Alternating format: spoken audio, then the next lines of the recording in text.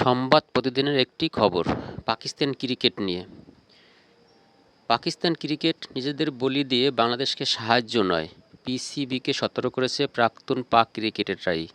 ICC ইতিমধ্যে এক প্রকার হুমকি দিয়েছে, বিশ্বকাপ না এলে চরম মূল্য দিতে হতে হবে পাকিস্তানকে।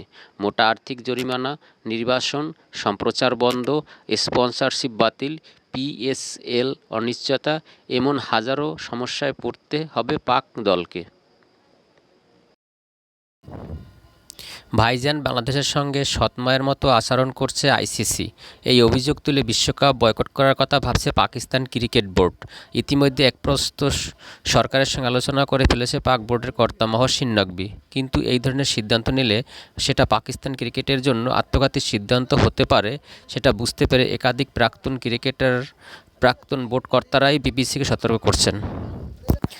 সোমবার পাক প্রধানমন্ত্রী নওয়াজ শরীফের সঙ্গে বৈঠক করছেন নকভি।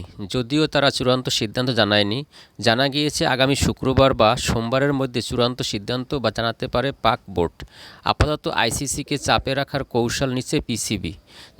যদিও জয় শাহের আইসিসি পাল্টা প্রস্তুতি নিয়ে ফেলেছে।